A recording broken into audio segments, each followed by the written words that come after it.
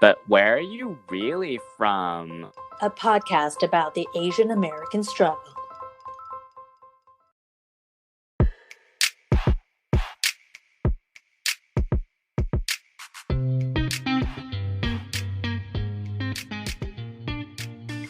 Hello, I'm Jesse Lynn. And I'm Angela Lynn. Welcome back to another episode of But Where Are You Really From? This week, I'm really excited to announce we have another guest for Asians doing cool shit. As you can imagine, over quarantine, I had a lot of nothing to do. So during this time, I really dived deep into YouTube. And I found that Sasha Velour put up a video of basically a compilation of all of her nightgown shows. And that's where I saw all of these amazing entertainers, including our special guest this week, Untitled Queen, and really wanted to bring you on the show to talk about your experience with drag and just being a biracial person, individual in general. Yes. So please let us know what you're all about, and when you get a chance, let us know how you would answer the question, but where are you really from? Really. Thank you so much, first of all, for having me. I'm super excited and also excited by the subject matter of your podcast and all the people that you've interviewed. So my name is Untitled Queen. I'm also known as Matthew DeLeon, but they're interchangeable for me. But I think a lot of people who meet me now and in my community, drag community, they call me Untitled, whether I'm in or out of drag. So where am I really from? I am a child of an immigrant father from the so-called Philippines, and I am a child of my mother, who is her grandparents or her parents, my grandparents, were from Burican, which is so-called Puerto Rico, and I was born on Governor's Island in New York, so-called Governor's Island in New York, which is actually called Paganuk. And I currently reside on the stolen land of the Lenape-Ho-King, the so-called Brooklyn, New York. I feel like, all these things, which I think are really interesting, which have a lot to do, I think, with my work and what I'm really interested in my art and in life, or about challenging and thinking about what identity is. And the more and more I think about it, the more dissolved it becomes and the more fluid and the more it changes all the time. So I think it's a really interesting question. I feel like I have a different answer for it every day. Probably like every other hour, I think I'm like, oh, there's something new or there's something different. And so, I'm an interdisciplinary artist, and I use drag, sculpture, performance, installation, and writing poetry. And as I said, I'm really interested in thinking about identity, but in its, again, formless, and then sort of something that like comes together, but not at the same time, sort of like coming together and coming apart at the same time. And so really challenging and thinking about these things about where I come from, but then also how I establish who I am based on myself and based on who I interact with in my community. So those are really the kind of main interests of the work I do. And I'm really interested in sort of emotive, intense performances that are storytelling. So I really think of myself as an artist that tells stories. Hey everyone, we love doing this podcast, and if you enjoy our episodes, we would really appreciate if you could support us in any number of ways. First is by subscribing to us, rating us, and reviewing us on Apple Podcasts and iTunes. Second is by telling a friend. Third is following us on Instagram at whereareyoufrompod. Fourth is by buying our merch on our website. And fifth is supporting us on Buy Me a Coffee. You can find out more about all of these by visiting our Instagram's link in bio. And again, our handle is at whereareyoufrompod. Thank you. I want to circle back on the way that you introduced yourself in the beginning, or the where you're from part. So I noticed you said so-called a lot and stolen land. And I feel like there's definitely an interplay there with the way that you think about identity as well. So I'm curious why it's important to you to emphasize those things and what you hope, people take away from that. Sure. I guess one thing I didn't think I mentioned about some of the work I'm doing now or thinking about, I think a lot about decolonization now. And it's sort of this, I guess, challenging, colonized world. America being, for me, being an American, being a European colony that, is on stolen indigenous land. And then also being from, and I actually learned this sort of term about so-called from my indigenous friends and indigenous community, because the names given to these places are from colonizers. They're not the actual names. So Puerto Rico and Philippines are named by their Spanish colonizers. And kind of interestingly enough, like the more I'm researching, like Puerto Rico and the Philippines were both colonized by the Spanish crown around actually the same year, or around roughly the same time. And then also were colonized by America also around the same time. Very, very, very interesting. So I feel like part of dismantling colonization is, for me, one of the starting points is to understand like how the language has been used to try to categorize and to erase basically your language and erase who you are. And I take this point of erasure as a point of imagination, a point of departure. So I sort of subvert this sort of erasure through drag, through invention, through self-determination. Being in a part of the LGBTQIA community growing up, I'm always fighting that. And that was always a big interest in my artwork, really trying to find pride and where I fit in and like a community within that's always fighting against these things that have been taught through control, oppression, and religious institutionalized, homophobia, transphobia, et cetera, et cetera. Very interesting answer. Awesome. Thank you for explaining that. Yeah. I know it's like a lot. I have a lot to say. But for me, it's like, and I think it's a really interesting conversation. I think that all POC culture is in some way doing this, because the world is affected by the white supremacy and the forces of European colonization from hundreds of years ago. So in some way, I think we all have a piece of it and are doing it and reclaiming and understanding who we are outside of what these other people told us who we are, and tried to like suppress and like water down and dilute all this shit. And it's in everything, which is interesting, because people think, I don't know, that white supremacy is like these very extreme things, but it's really like, and I feel like in every aspect of life, it really is really present. So, and it's not something I know I've figured out or that I have all the answers to, but I think it's a really interesting question. And for me, I think my work fits into that process. I'm curious how deeply you feel connected with each of your sides of like your upbringing, and sure, were you able to visit like each of the islands that your parents are respectively from growing up? I have only gone to Puerto Rico once, and I've never been to the Philippines. And I actually did a project, because this has become such an interest of mine. But like 3 years ago, I had a whole thing about islands, because I was born on an island, and then my parents are from islands, which I've never put together. And I was like, that's an interesting thing. Like, how I identify with both. I feel like,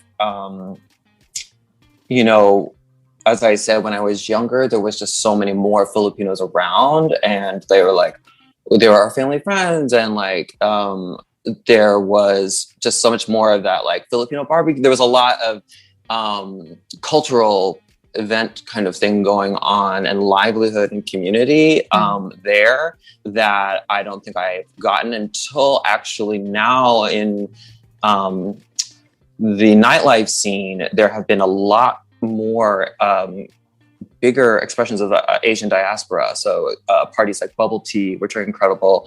And also my friend Emma Great, who does a show called A+ drag show that gathers Asian performers from the diaspora. So I sort of has a rekindling a little bit of that in those spaces. But there, when I was young, was much more, it was just my lived experience, and it wasn't, didn't think about it. But then also I just feel like I'm connected because of my immediate family, and that's whom I'm around. But, and then the same thing with, I guess with Puerto Rico, I definitely, the same thing, I guess more of my nightlife community, you know, there's a lot of, I guess if they would call themselves Latinx. See, I'm not for the term of Latinx either, because I think I identify that as another colonial term. So I'm like, just trying to figure out like however they identify. But there are also a lot of those spaces that are brought together. One of my great friends, Chada, Mexican, she puts on a show called Yes Mama, which is a great space for, you know, Latinx music, Latinx performers. So I feel like that's how I've kind of connected. But a lot of my family I don't live close to them anymore. They're like in Florida or whatnot, so they're not necessarily here in New York. So, I mean, obviously you're very clearly passionate about drag and putting on these shows. So tell us, like, what does drag mean to you? Like, how did you build your identity into drag, or have drag as part of your identity? So I feel like I've always been doing drag, and I just was like one of the last people to know. I just feel like when I went to graduate school at Parsons. I was doing in fine art, and a teacher of mine there would often say, I did these drawings of like figures, and he was like, "Oh, these don't look like women or people; they look like drag queens." And I was like, I don't understand what you're saying. And then I remember, and I tell this story often, that this teacher, Anthony Aziz, I give him credit because he knew. I remember we walked by this Halloween store, which is now closed due to COVID, which is really sad. You know, it's like this epic, huge Halloween store with all, you know, it's 24/7 all year round Halloween store. But I remember we were walking by to go to his studio as a class, and then he looked at this mannequin that was in this like nurse's outfit, and he was like, "This should be you." And I was like, "What do you mean?" And he's like, "You should be you, like this, like you go to parties as like a personality and you're dressed up." And I was like, "That's not me at all." and then cut to probably like 3-4 years later, and that's like all I do. But he was like, you know, like a Lee Bowery thing. And like, so in graduate school, I was doing a lot of costume performance, like for video. And that's what I was doing, but I didn't think of it necessarily as drag. But when I came into drag, so one of my best friends in school with me, sound artist, she was a DJ for nightlife. And she was like, "You should try this once." And I was like, "I don't know." And then I was like, "Okay, fine." So then I had a few friends that, you know, so I didn't really know anyone in the scene other than her, but she wasn't really into Brooklyn drag. She knew a lot of Manhattan people. And then I just got my feet wet, and then it just like lit me up inside, because drag, I'm interdisciplinary artist and really into different mediums to tell stories, and drag like put it all together. It was like ding, like light bulb, because I was like, drag is not just, it's like I used to call it social sculpture, which is a super annoying, like high art term. But like, you know, it's like sculpture, performance, drawing, media, internet media and interaction and performance, like all together, all at once. You know, that's what's so exciting about it. And it's a literal, construction and deconstruction of identity in flux all the time, which makes so much sense. And you're always doing it. And, you know, now people, you know, say like, you know, life is drag. You know, in drag really points to identity as a construction. And, you know, for me, that's very interesting. You know, we talk about gender as a construction, and, you know, a lot of these identities, and colonialism as a construction. And so drag really plays with that, subverts it, makes fun of it, allows you to do, manifest whatever you envision, which is very empowering as an art form. This is why I think it's one of the most radical and exciting art forms going on right now. And is what I love about it is that it's a community-based art form, in the sense that it doesn't exist, at least not for me, by itself. To me, it can just be like a drag queen and you're standing in a room and that's it.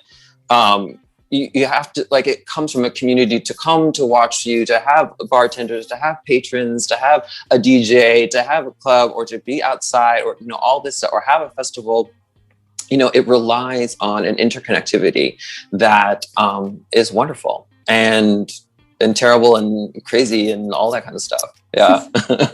So changing gears a little bit, but related to your passion around this and the community that you've built is, you know, your upbringing. You mentioned that you had a really happy childhood, and it sounds like then you probably had a very loving family structure.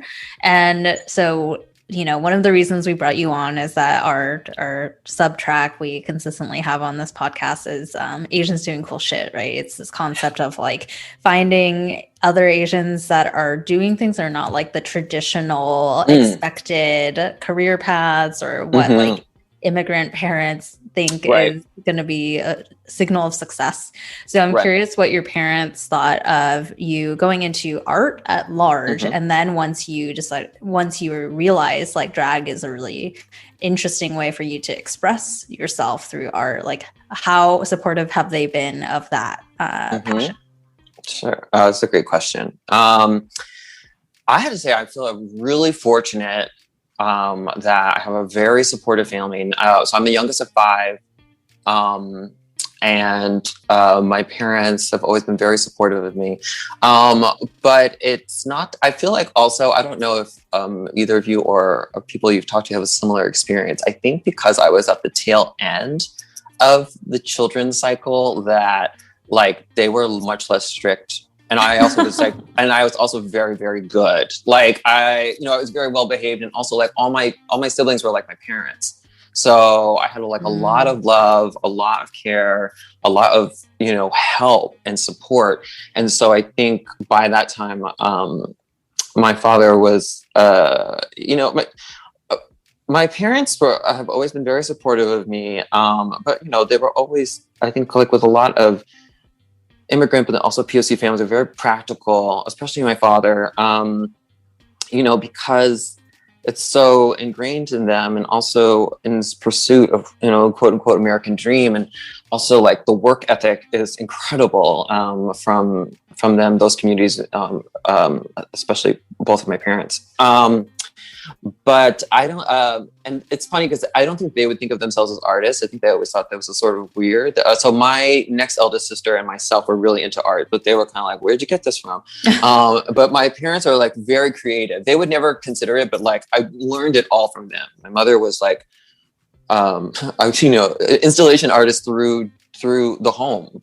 Every element in the home was very, very important, that it like, she had a very amazing sense of design, and like every season was a time to change the house and to change all the decorations and to change the environment, and a very big gardener. And so the aesthetic and sort of emotional impact of an environment comes from her.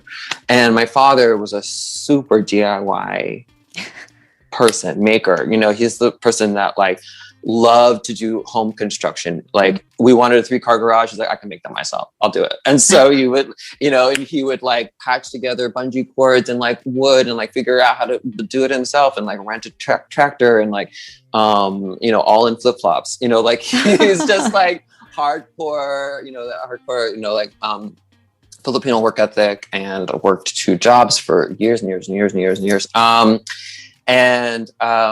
You know, he worked really hard just trying to do it so that we didn't have to. I never wanted for anything. I'm very, very lucky, very fortunate. So yeah, I think, and when I was gonna go to art school, and so I do graphic design that was also in my undergraduate degree. So that's sort of my day job. And so they've just always been supportive. I think my dad and my mom have always been like, as long as you're able to support yourself and you're eating, then like doing that, then, you know, we support you. And my mom is very into the drag part. Very in my other, you know, parts of family. Not that my dad isn't, but my mom is very, you know, especially when I was starting, she'd be like, so what is it that you're wearing? I don't know if I like this look. She became very, very specific about what she liked. It was very cute. And I realized like I'm very fortunate, and I love them dearly. And I think especially in the communities I have, many queer communities don't have the support of their families, not because they go to art school, but because of who they are. And so, I consider myself really lucky in having a very, happy childhood, adulthood, and that my pursuit of these things was never an issue for them. Yeah. When you so speaking of different kinds of pressures, when you joined, once you started entering the drag world, did you feel unwelcome in any way because of your biracial background, or were there any barriers to entry that you faced because you were a biracial individual?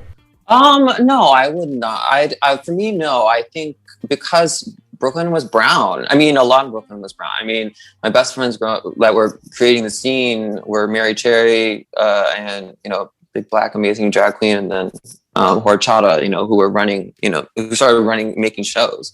But I will say that when I was around, I felt like I was the only one for years. Didn't encounter other Asian drag queens in shows for a very long time. So it was kind of like, oh, I'll be like the only Asian drag queen. And more and more had come to Brooklyn, and I feel like the sort of second wave of Brooklyn drag had a big influx of Asian artists. So West Dakota, Emma Great, Suki Sterling, Queen Curlia, there's more, Asina, there's I know I'm missing a bunch, but so and then again, these parties, bubble tea, and then there was one called Onegaishimasu, and wasn't that great? And so these really started to center more Asian artists and collectives, etc. But for a while, I was sort of the lone Asian queen. I'd love to dig into that a little bit more because I don't know. Well, yeah. So I'm more coming from it from outside perspective. I've been to drag shows, but it's not I'm not huge in the scene versus Jesse's watched every episode of Drag Race, right. Huge on drag.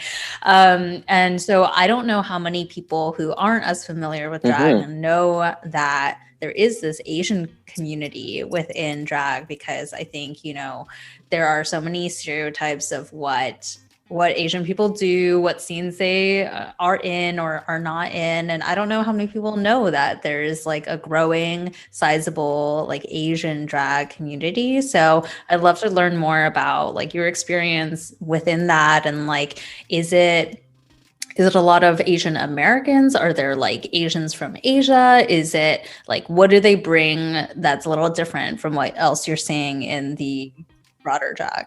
Oh, it's a lovely mix. And I'll have to say, so Emma Great, that's my friend. She's Burmese, so she's from Myanmar. And I don't know when she immigrated here, but she immigrated. But I remember, I think the first A+ that she had me in, it was stunning to me because maybe this was I was maybe 4 years in to performing, and we had a little basement. We were all getting ready. Wayne Newton, that's another one, the drag king. So I say drag artist because I'm talking about non-binary, drag queen, drag king, all of it. So it's not just about drag queens for me. But when I remember going there and we were all getting ready and just we call it kikiing, hanging out, talking. I was like, wow, I've never been in a drag room with more than one other Asian drag artist that was about to perform. I might have luckily maybe been with one other one, but not 4 or 5 of us. And I was really stunned, really amazed. It felt really beautiful and very diverse because we talk about the diaspora for Asia is huge. Covering so many different languages, so many different cultures, and so it's pretty wide. So Sina is from China, I believe. See, when I'll get all fucked up and they're gonna like hate me. But I would say it was pretty diverse. And then again, I'm not always sure, but like between like Asian America and Pearl Harbor is one other drag artist. And I believe she's an immigrant drag artist. But they bring a lot of that into their work. I mean, it's kind of impossible, not to. We bring ourselves to our works, but I think what is incredible, especially like Emigrate, they would choose Asian singing songs and would talk a lot about, Pearl Harbor does incredible work with like a lot of the props and things would be like suitcases and like knee pads and like lots of like various cultural references, like between like Americanized, Westernized ideas of like glamour and beauty and sort of the disconnect and dissonance. And that's a subject, I think, of a lot of their work. And they're also a poet. So I feel like it's pretty varied and exciting because it's not really one monolithic. It's not like this one group is just Chinese performers or it's just Filipinos or whatnot. And people have varying degrees of cultural experience as far as like, maybe they grew up with a lot of Filipinos or, they have that big community or, if they're also biracial. I feel like a lot of ones I found are also biracial, like white and Asian, etc. So, it's exciting and cool. But then also too, we have some sort of quote unquote mainstream, representation. Jujubee, Manila was a big inspiration for me when I was first starting drag. She's Drag Race Queen on season 3, big Filipino queen, and she was the first runner up. So maybe one thing, because you've done a lot of drag shows, you've been in drag for a while. What's something that you picked up doing drag something that was unexpected that you learned or gained from doing drag that you were like, I didn't know that I was gonna come by this skill or this insight or this knowledge? Oh my God, all of it. I was petrified of ever being on a mic. I thought I could never entertain people for a sustained period of time. Never thought, I think that's what was transformative about drag for me. It's why I encourage people, if you have any interest in it, to just try it once. Because the thing about drag as an art form is that it shows you that you can go beyond limits, that you a lot of preconceived limits that you put on yourself.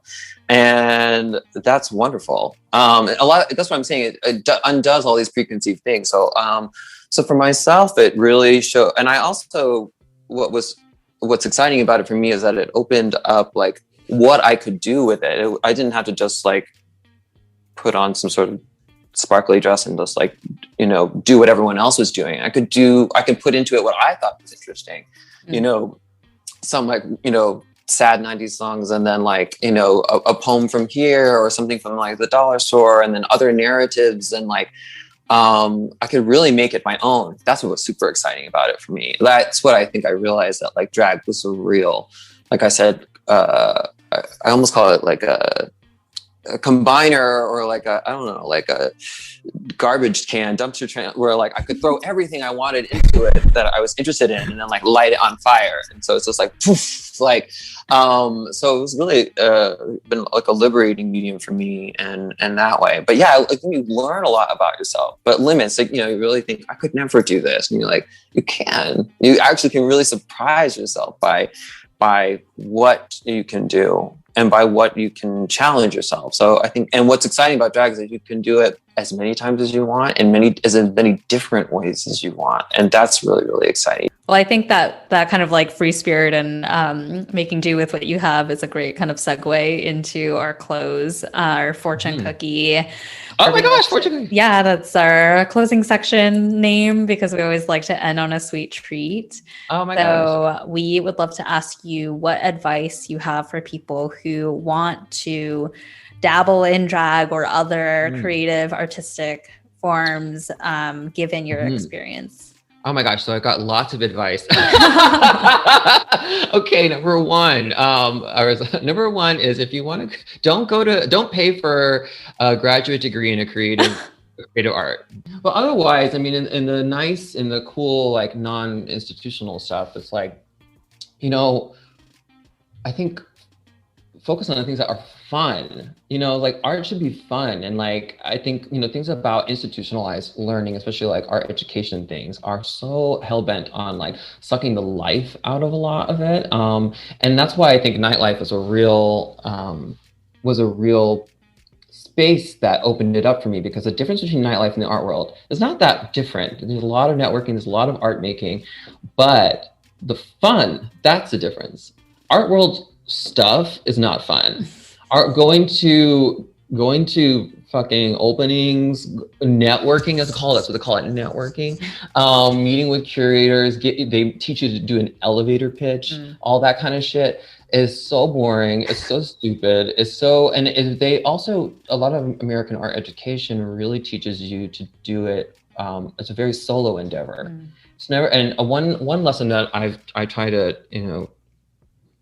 share with people is that I had an amazing professor, Barry Rosenberg, in my undergraduate art history class, was saying, a lot of people will teach you how to make art, how to draw, how to do this, but they never teach you who to make it with.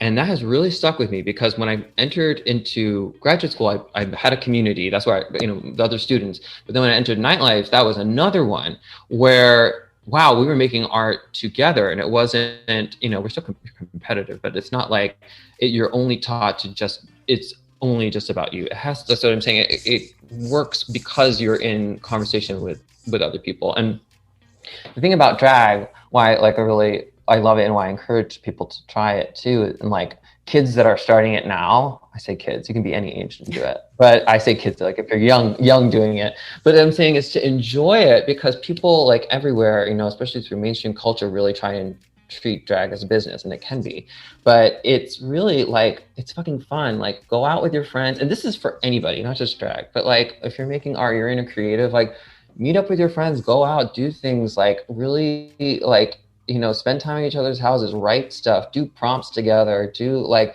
workshops, do like, do your makeup at your friend's house. Like those are the best memories I'll ever have. And that kind of approach to it, you will, and I think a lot of people say this about things when they start at the very beginning of these pursuits, because they're not really thinking about all this ways about how is it going to make money? How is it going to build my career? Because it's a kind of unthinking thing. And the thing about drag is that was a surprise. I didn't think of it as, I also used to not call it my art. I used to just be like, I'm just trying this thing. And then it was like, whoa, this is it. My art is everything that I'm doing, and whether it's drag or not, like it's just a part of my whole toolkit. So I really just encourage people to really, find what you think is really fun, and really explore that, and try not to just think about it in capitalist terms about making money or about your productivity. People are very, very obsessed, including myself, to like, how much are you making? How much, or how much are you creating? How much are you doing this? And there's a lot of that pressure that really devalues, puts value on things that are not important. Thank you so much for coming. We got it all. Would you like to tell our listeners where we can find you, and if you have any projects you're working on that you want to plug? Oh my gosh. Okay. I'm like, how much time do we have? I'm kidding. You can find me as Untitled Queen on Instagram, and then also my website is also untitledqueen.com. Right now, I have a show coming up. And I'm doing a performance for that. And it's also about cultural ancestors. I'm doing a performance about, I'm writing a new poem called Singing Telegram from a Siren that I'm premiering that night. And it's all about like thinking about sirens, me imagining sirens as beings or ancestors that like fought against colonial ships, making them crash and die on the so-called Philippines and the so-called Puerto Rican shores. So it's just a poem about a conversation between me, an apartment buzzer conversation between me and this like singing telegram from one of them. Will it be recorded? Will they be able to watch it? I'll be sharing it. So I'm pre-recording this performance, and I'll be able to share it. So you can look out for that. My singing telegram from the siren will be available if you want to catch that. Yeah. Perfect. Thank you. Well, if you have questions for Untitled Queen, or you have questions, comments, feedback on this episode, you can also write us in at telluswhereyou'refrom@gmail.com. The yours, YOURE. We can connect you with Untitled or pass along anything that you want. And reminder that we are still looking for listener story submissions. So write us in about your experience with either this topic or whatever you want. And come back next week because we'll have another fresh episode for you then. And until then, 再见, bitches.